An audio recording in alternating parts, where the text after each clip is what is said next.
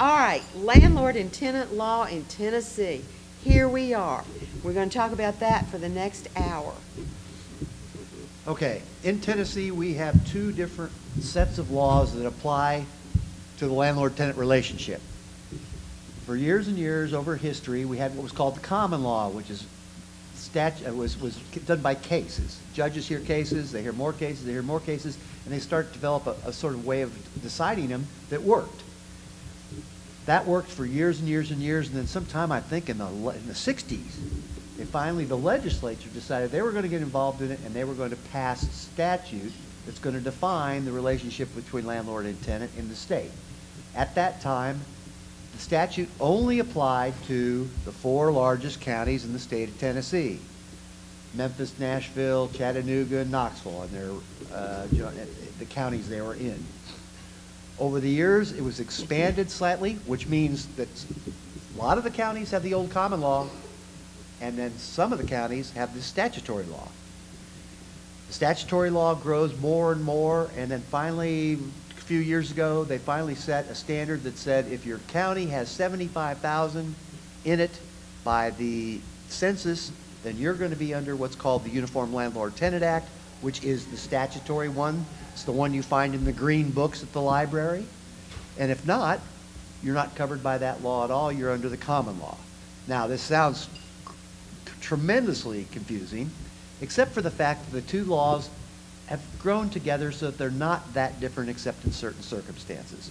But the thing to be aware of is that the laws that you find in the green books at the library do not apply to over half the counties in the state.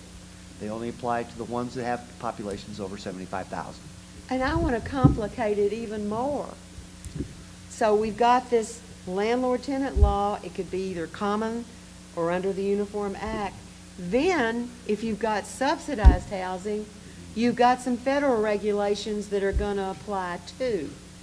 And if they conflict with the state act, then the federal act is going to control.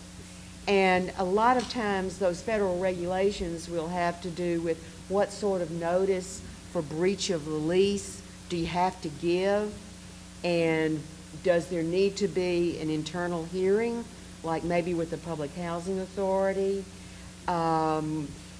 What sort of activity can really constitute a violation that you can terminate, which is different from under your normal landlord-tenant law, where a breach of the contract itself, that's going to be grounds for terminating the lease. That's not going to necessarily be so if you've got the federal regulations piled on top of that.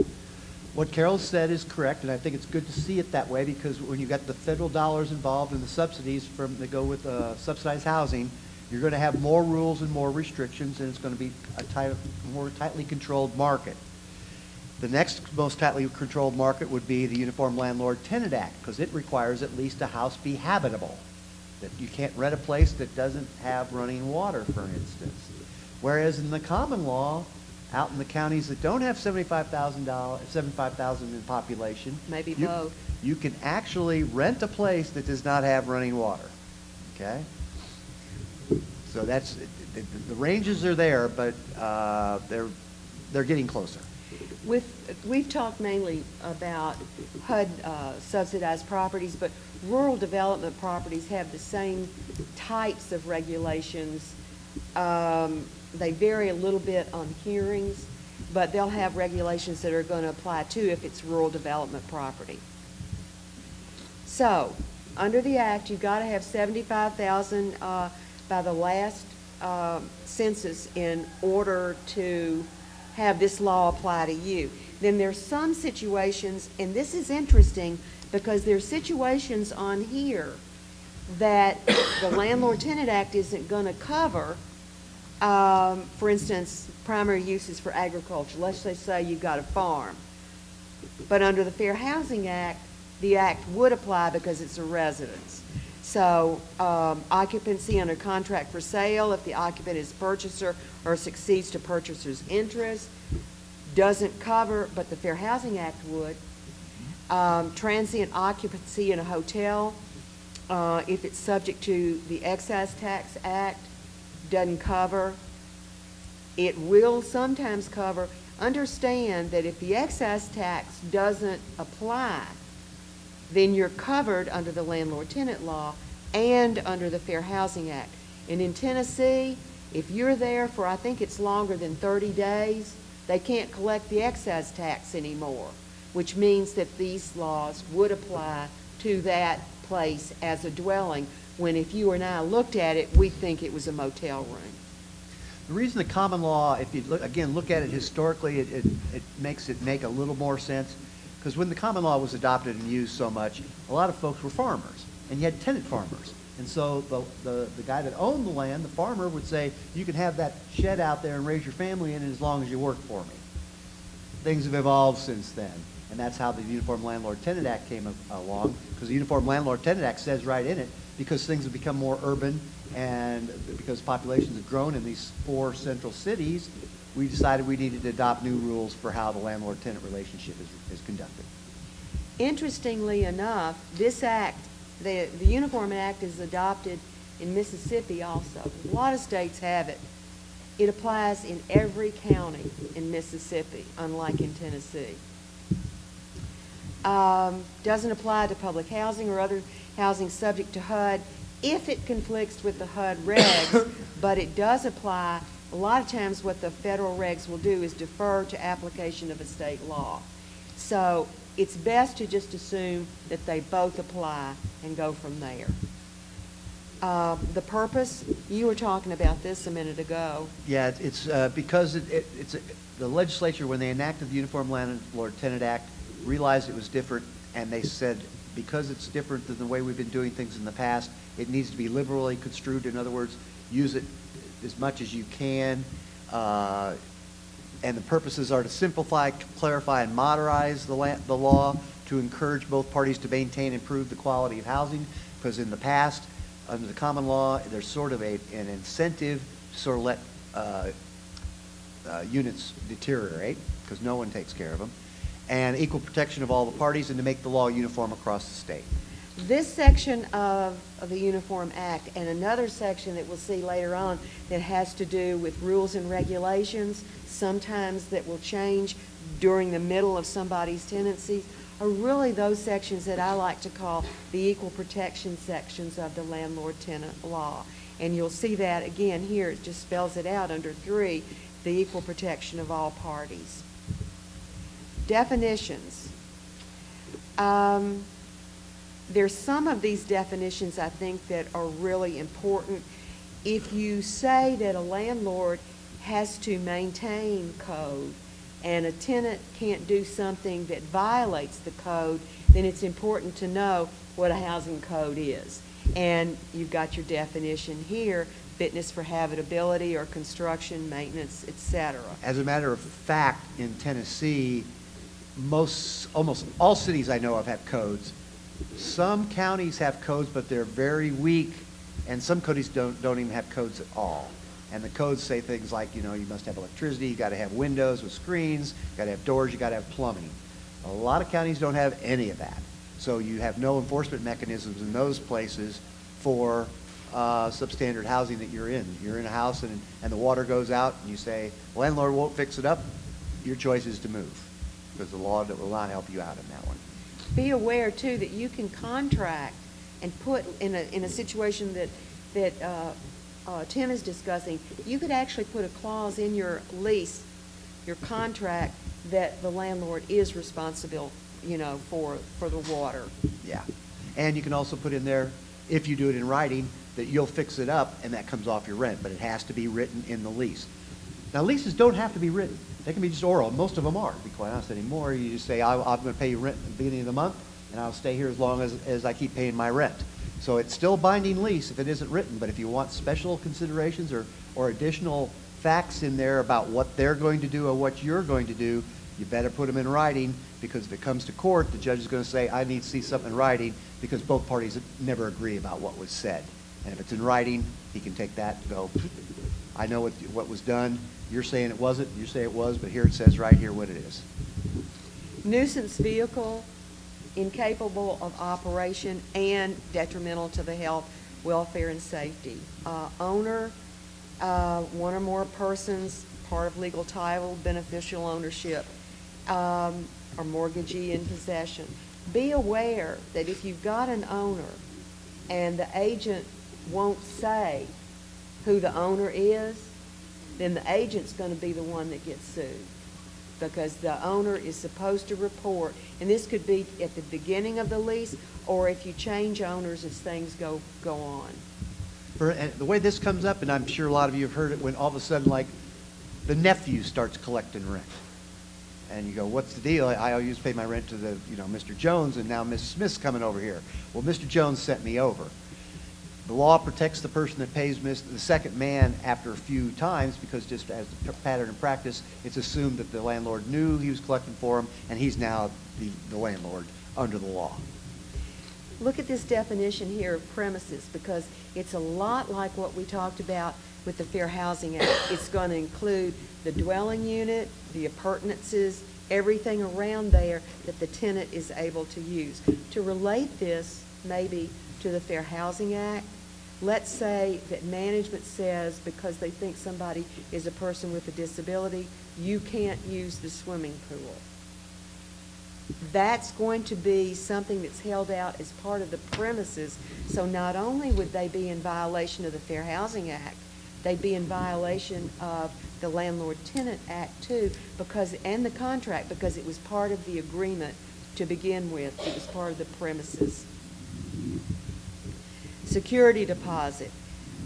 You have no idea, or maybe you do. Yeah, because people want the security deposit back from management, and from our perspective, which is usually representing the tenant, they want their security deposit back because they feel like it's owed to them. Security deposit is something that's to pay for damages beyond ordinary wear and tear, or maybe unpaid rent. Any questions about? We're going to get into security deposits in what is one of my favorite sections of the law, not really, about security deposits and how you go about getting them back, because it's a very confusing section of the law. Substantially impaired. This becomes important when you've got maybe a fire or water damage, and what's the meaning of substantially impaired, so that the person can actually get out of the lease, or that the landlord can say, it's substantially impaired, I want to repair it, you need to get out, Mr. or Mrs. Tenant, so I can fix it up. Who has jurisdiction and what constitutes service of process? These cases are brought in General Sessions Court, in Circuit Court of Tennessee. Most of what you'll see is in General Sessions because it's quicker. And what you do, you want to just describe how you go about that? General Sessions Court is sort of the people's court, like on TV. You don't necessarily have to have an attorney. Circuit Court is a court of record, and so papers have to be filed and things like that. You don't absolutely have to have an attorney, but most folks do. It also moves much slower. General Sessions Court, you can file a detainer warrant and have it heard in 6-10 days if you do it right. Circuit Court is going to take a docket sounding, and you're talking months, 2-3 months, earliest. Yeah, General Sessions Court's much quicker. And that's why everybody's in General Sessions. Right. How many people have ever been in General Sessions Court? I'll just tell you as a little aside, and I'll try and make it quick.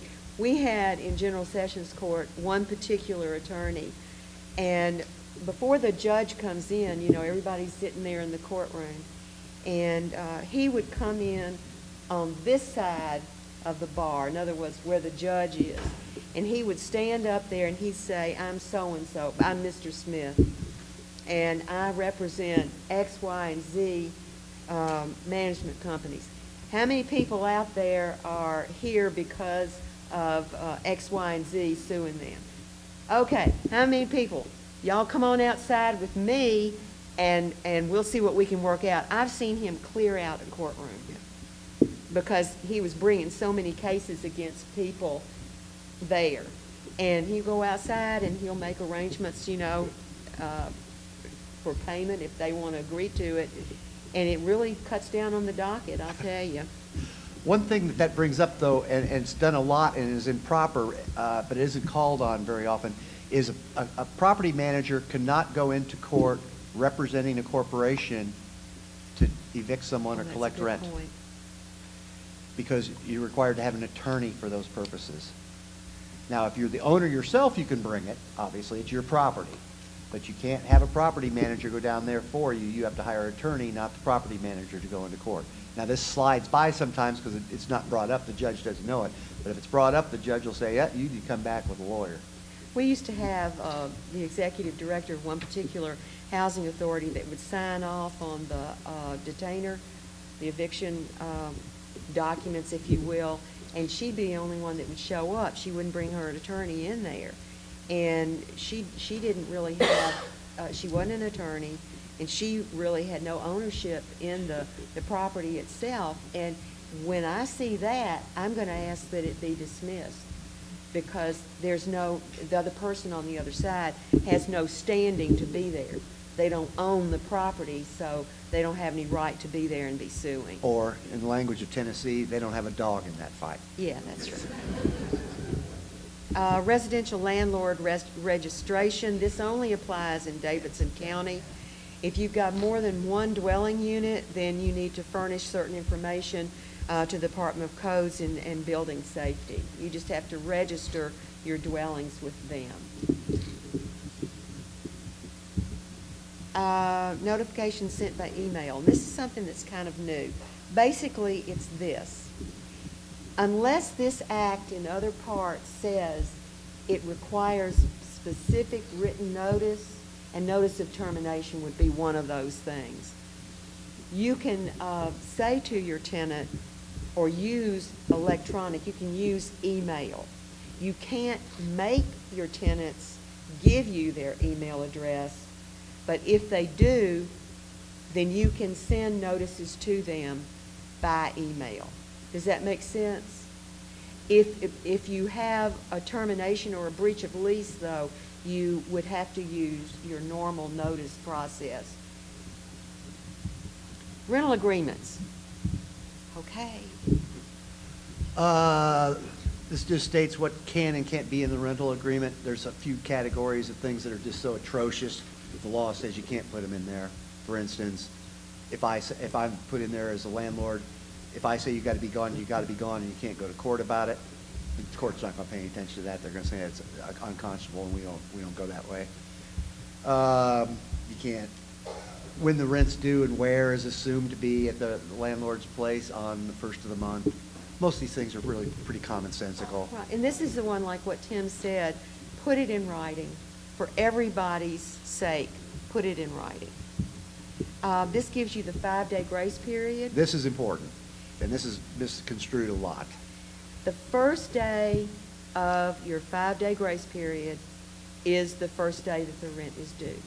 So you've got 5 days with that counting as the first day. If the 5th day falls on a holiday or a weekend day, then the rent's going to be due the next business day. So again, we're talking the Uniform Landlord Tenant Act. This is the big counties only.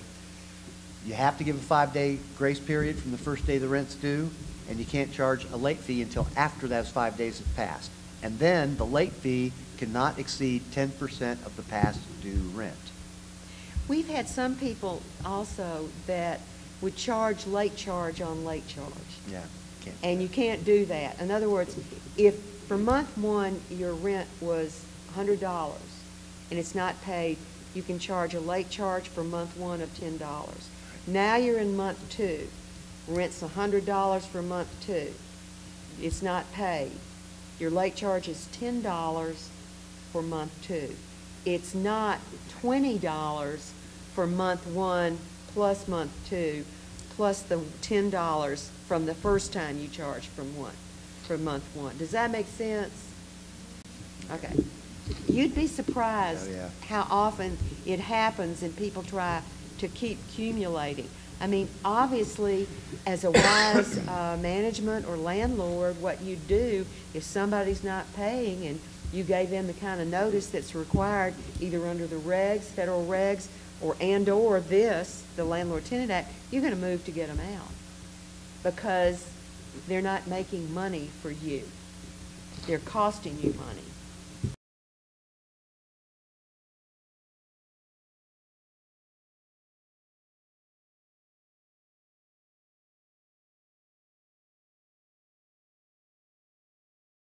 They've been tinkering. We'll see this in a couple other sections in the future here. They've been tinkering with the Landlord Tenant Act in the last 3 or 4 legislatures. And a couple of the provisions, when they rewrite them, they're doing a really bad job because they don't make any sense when you tie them to the other provisions. So sometimes there's anomalies, and we'll hit one here that we're just going to both bail out on and tell you what we think the best practice is, because I read it, and I can't tell you what it means. Yes, there was a question back there, young lady?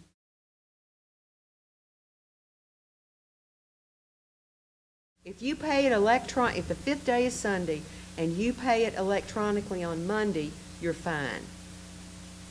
If that's your question.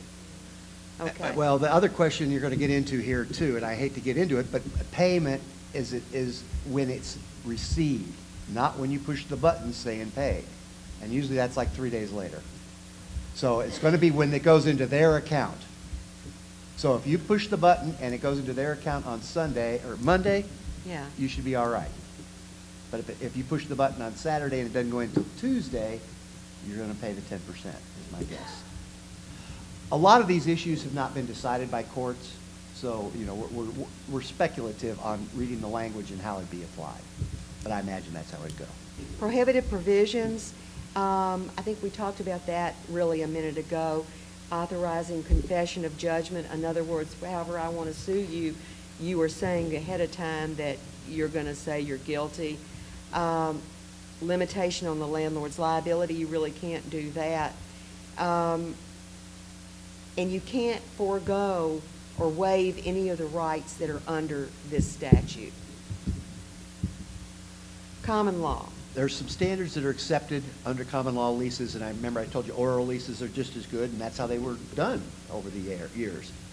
Farmer says you can stay there, you pay me $5 a month. The courts will just infer from the practices of the two parties what the terms are. So if you go before a judge and you say, he'll ask or she'll ask, how often were you paying your rent? I was paying my rent on the 7th of every month. Okay. And how much was it? $45. Okay. The judge is going to infer that you have a month-to-month lease for $45 due on the 7th of the month because there's no written anything otherwise. The practices said. So you don't have to have it in writing. And that's what the second part says too. Landlord obligations. And here we are. Yeah. With the security deposit. I'm going to tell you, this section of the law, since I first read it back when, has never read so that you understood literally what it said. And every time they tinker with it, it just gets worse. I'm serious. It just gets worse. I think what we're going to talk with you about is basically, as management, what would be a good way for you to go about getting, doing the inspection and taking care of the security deposit. And it's pretty much the same thing that we say to tenants about how you would go about this. There are some things that are absolute. You have to tell the tenant when they're signing where the security deposit is. If you don't tell them that, and if you don't give them a damage listing, absent some reasons why you don't have to, then they're supposed to get the security deposit back. You're also, this is again, only Uniform Landlord Tenant Act counties. You're also supposed to keep your manager or landlord, you're supposed to keep all your damage deposits in a separate bank account. You can't mingle it in with your rents and stuff. And when you sell that property to somebody else, the security deposits are supposed to go to the new owner at that point in time. Now we're talking about how it's supposed to work. Does it work like that? No. So you want to talk about what's a good practice? Yeah. In the end, I think it's fair to say, and it's the way that common law works, a lot of this was written up because judges hate to see folks coming in fighting about security deposits and arguing about what damage was done and what damage wasn't done. And there's no proof about it all, except they're standing up saying, I didn't do that, and the other side saying, yeah, they did. So the judges got their say down in the legislature and said, tell you what, let's try to set up a process where the landlord comes up and says, I'm going through, I'm going to do a list of everything that's wrong in here. First of all, she's the tenant. She says, I'm leaving at the end of this month. Landlord says, okay. The day you leave, come over and get me from next door. We're going through. We're going to make a list of all the damages that are done. And I'm going to go down and I'm going to say, okay, Miss Gish, I see there's a hole in the wall there. And she's going to say, I'm going to mark down hole in the wall. And she's going to say, I didn't do that. So it's going to say, I'm claiming it. She denies it. And you go through the whole place that way. And then you calculate how much the damages are, and then you go to court and you've got that in your hands. So the judge can say, we agree on all these, so we know what the damages are there. Let's just get to the ones that we disagree on. And Miss Gish, tell me your story about why that isn't your whole, and we don't have to go through every single item on this list. So your issue is, number one, did the person do it? And number two, if I did it and I didn't. Yeah, you did. Yeah, you did. And it cost me a fortune. No, it didn't. It's still that way. I can go look in the window and that stupid hole's still up there, and you rented it 5 times since then. It's that kind of thing. And that's what the judges are trying to get away from. So Truly. If you're a manager, the real way, I mean, you're going to be a saint with the judge. If you come in with a clean slate, you can tell them exactly what the damages are. You've got bids from the folks that fixed it, and you can show that it was fixed. So, I mean, this is the best way. This particular statute, it's so confusing because it talks about you may send a notice if you know they're leaving because they told you so, or you told them to get out. You may have a little inspection before they leave, or you may not, or they may have an inspection together that you've decided, but they may not. And then there are all these, well, if they don't show up, and you put something in there that if they made an appointment and didn't show up, then they don't get it back. The best thing to do is just do what's responsible, and then you won't be in any trouble. And this is what we tell our tenants too. We will say, take pictures, and that's a good thing for landlords to do too. Yeah. Take pictures when somebody moves out, and when you repair it, take pictures before somebody moves in, so that there's no, and time date them, so that there's no question that if there's a problem, somebody did it who's been living in there since the point in time that it was fixed. And that's one of the good things about subsidized housing, because they go in and it has to comply before it's rented with HQS, and they keep a record of how that property looks, so that when the tenant comes in to the subsidized property, and this is a nice practice for anybody, and they say, yeah, everything's fine, and then when they move out, if you compare the move-out inspection with the move-in inspection, and there's a difference. And the new statute does address, there was a practice sometimes with landlords to wait till the tenant had left and then maybe do some construction work and say that the damage was caused. And the pictures would be from, like, you know, the time frames were way off, and then going for damages later on. And the statute deals with that. It says you've got to do it, I think, between 7 and 30 days if it's occupied or not, or something like that. And that part of the statute, it's really good to understand. Yeah. And it ends when that person hands in the keys, too. As long as they've still got access because they've kept the keys, your tenancy is not really terminated. It's when you get those keys back. And what we say to tenants is, where are the keys? Another and you problem. Still get in there, oh, yeah, you know, I had, well, you better get them over there. Yep. Because that landlord is going to try and charge you for the time period that you still have those keys, because you can get in there. Any question? Yeah, she's.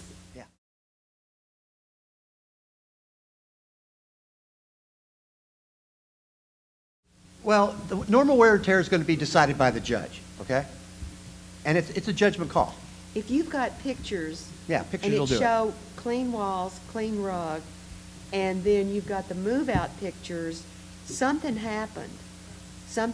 One of the things you just said, though, isn't quite true. You said the security deposit, and that's all you're going to be able to get anyway. It's not. You can get what your damages are. Your problem's collecting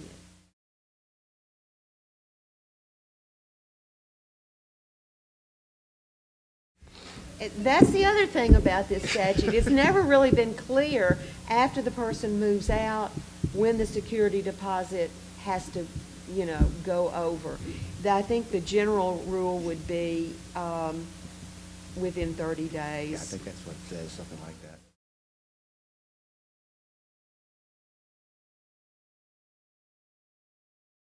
If you're out and it's clean and you want your deposit back, you write a letter to them and say, I want my deposit back by such and such a date.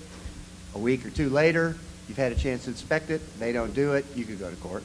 One of the statutes further on, 501, when we get to remedies, it states that if there is a breach of the lease or noncompliance with any of the regulations under any of the statute, that you have to provide a written notice that's received, and the landlord has 14 days to fix it, or you can go ahead and sue.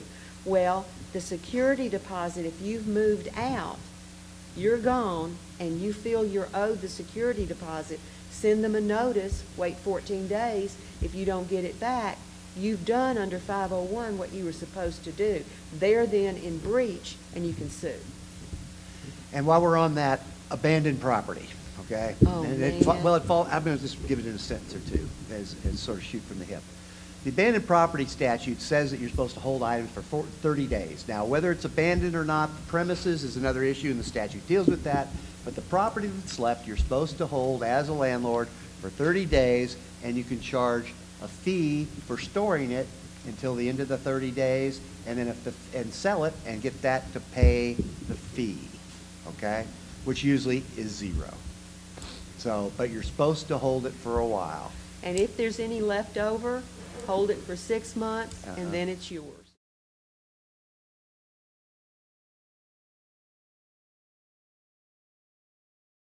Oh, yeah. If I totally trash your unit and you only ask me for $100 in security deposit, I would expect to be sued for more than $100. If you do $10,000 worth of damage and he's sitting there with a $100 deposit, he can sue you for $9,900 and keep the deposit.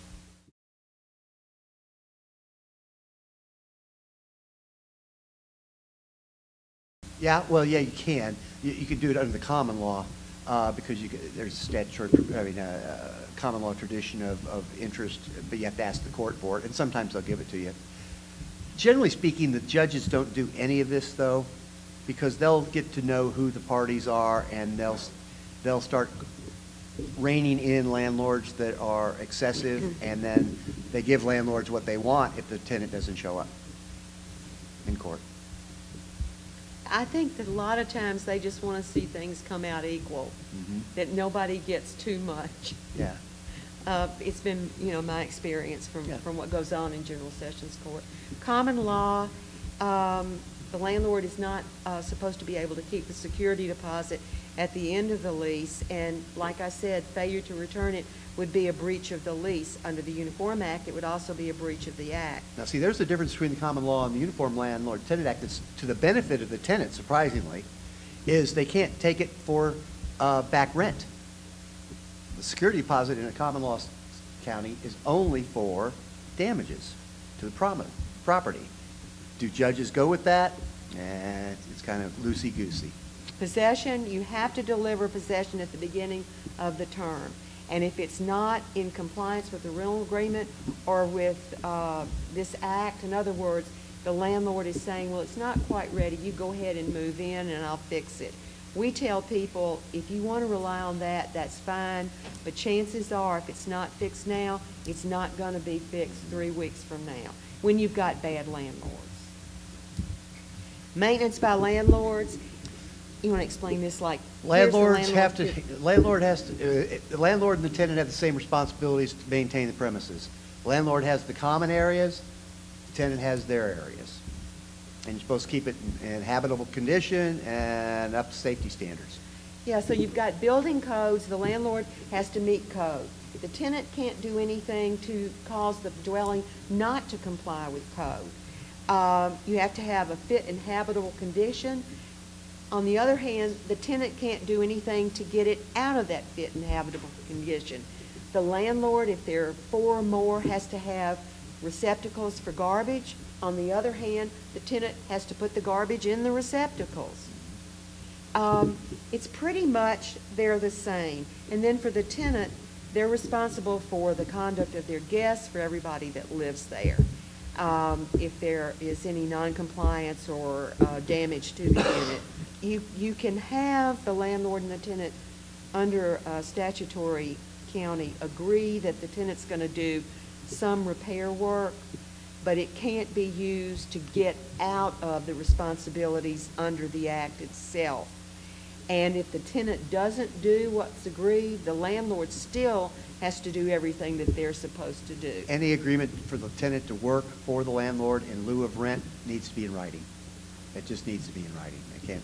Common law or URLTA doesn't really matter because it's going to be required in court if you end up there. The other thing that's the two laws are a little bit different on is access. And you see this all the time. Landlords coming in to the unit without permission, or the landlord needs to come in because they think the person's been gone for 6 months and the place is empty. The rule there is emergency or with notice. So in other words, the landlord has the right to come in if there's a real emergency, water leaking, pipes busted, fire, that kind of stuff, or they think the person's dead behind the door.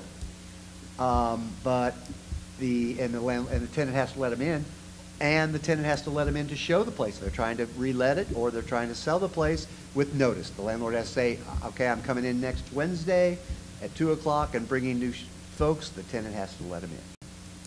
And that's the same really with subsidized property. If they want in, then they need to give notice that they're going to come in. Rules and regulations. When we started this out, I said there were 2 sections that really provided for equal protection, and this is the other one. If you're going to have new rules and regulations, they have to apply to everyone commonly, and they also, everybody has to be told about the rule, and the rule cannot be a substantial modification of the lease. What we get sometimes is a landlord in the middle of the lease will say, okay, I'm increasing your rent by $100. If we have found anything like that, honestly, I'd start looking around if there's some reason that has to do with the Fair Housing Act that they were increasing the rent like that. Another rule under the common law, and it applies to everything, is the notice period that's required to change the rent or have you evicted. The rule is that if you're paying month to month, you get a month's notice before the rent goes up, before you're evicted. If you've got a year-to-year lease, you get 6 months' notice, okay? And if you've got a week-to-week? It's a week. No, it's not. No, it's 2. Well, under the statute, it's 10 days. But you're right, under the common law, it'd be a week. Use and occupancy. The lease can actually require the tenant to give notice if they're going to be away from the premises for longer than 7 days. Sometimes I've seen that. Mostly in public housing yeah, it's leases. mostly in public housing.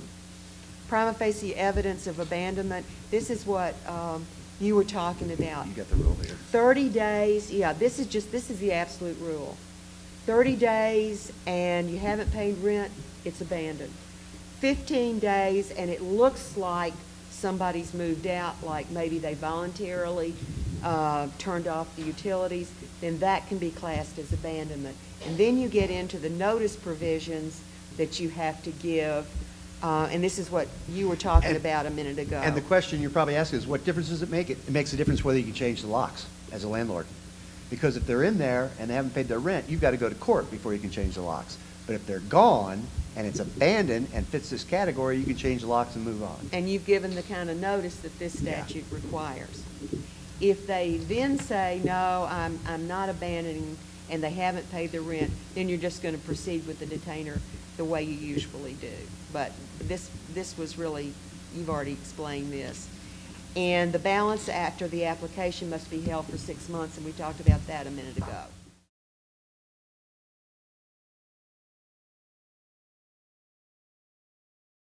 Last known address. Last known address. Exactly. That's what the Yeah. law says, though. Yeah, that's where the notice goes. Anything that has to go, you just do the best you can, yes. Sometimes what happens is you'll ask a tenant, give me some other addresses, or a tenant will give you some other addresses that are good addresses on how to reach them. And, I mean, we do that a lot. And also forwarding mail, if you just mail it to them at their address, if they've got a mail forward it'll go to them.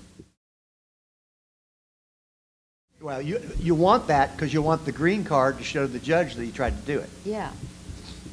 Common law abandonment, the act, and then the intent to abandon it. And it's really a fact situation. These are some nice evidences of tenant abandonment under the common law, some indicators. Did they pay rent? Did the neighbors see them move? Always a good one. Are the utilities turned off by the tenant? Just factually, if you met some of these, then you've got good proof that, yeah, they abandoned. Enforcement and remedies. I was talking about 501 a minute ago. This is the ability of the tenant to sue when there's non-compliance with the lease or with anything under the act, and it requires a 14-day written notice. And then if it's not fixed after that, then the tenant can go ahead and sue. It's going to be something exactly like this that the landlord can do back to the tenant. Okay. Failure to apply essential services. If the landlord doesn't provide essential services, then the tenant can get essential services and deduct from the rent. They can recover damages based on the lesser value. They can move to like housing in the meantime and recover the cost of that like housing from the landlord. This is true in common law and Uniform Landlord Tenant Act. It's just you get to the same end a different way. If the landlord turns off the power, changes the locks, that type of thing, you can have an action against them for that. And there's a listing of how you go about it, and these tell you how to do it. Non-compliance by the tenant. This one is important to y'all because this one changed over the last couple of years. If there is non-compliance really with the lease and there's notice over specifying the breach, then there's 14 days to cure if it's non-payment of the rent or some sort of damages. If it's not cured, then you send them another notice that's 14 days and that ends the lease. It used to be you had to do a 1430. Now it's a 1414. If the same thing recurs within 6 months, then you've got 7 days and that's it. But the rule is they have a right to cure. For instance, I'm trying to think. What other ones besides, because they can fix damages too. It used to be anything could be fixed. Yeah. Now this statute talks in terms of money. Money to pay for damages, money to pay for rent. Be aware that if you have a waiver of notice for non-payment in your lease, in your written lease, waiver of notice for non-payment, then you can simply, if there's non-payment, can simply proceed to court. With appropriate notice. Yeah, if you have to have it in 12 point. In your lease, it has to be in 12 point. Yeah, and bold. Thank you.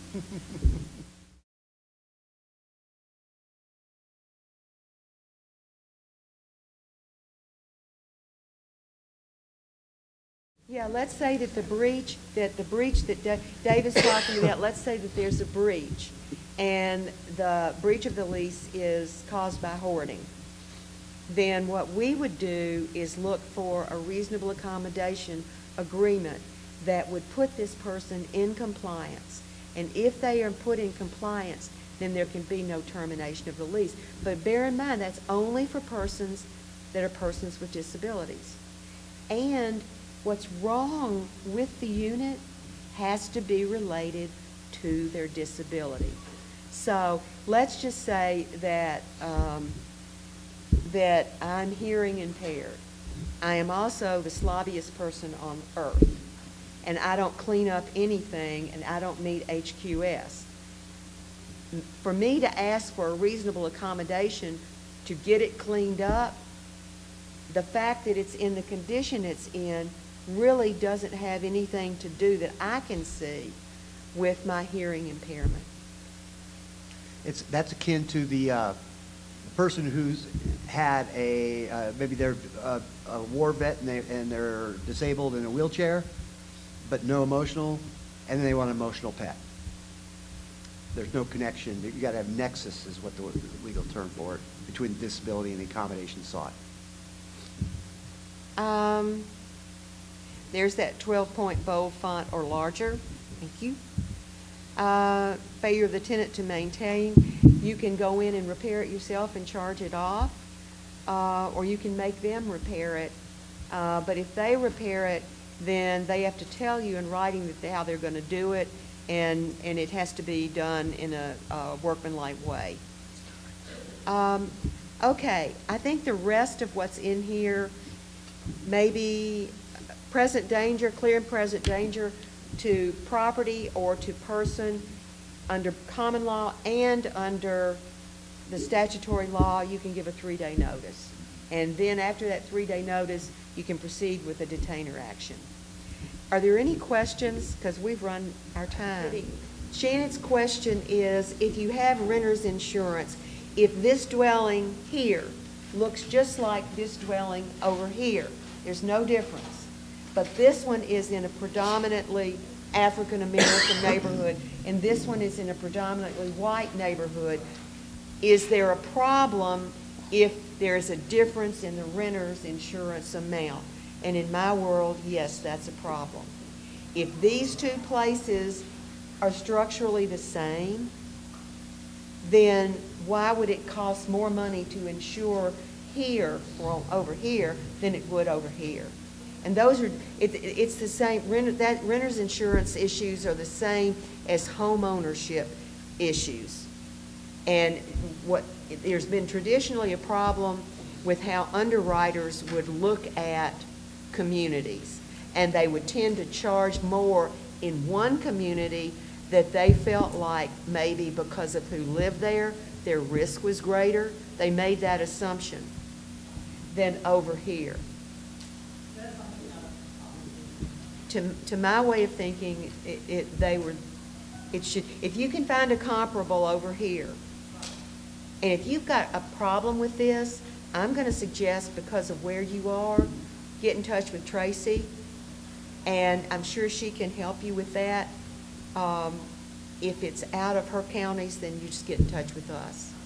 But I'd keep an eye on the Supreme Court real soon here, too. They're going to be addressing that. Let us give a round of applause in appreciation to our presenters.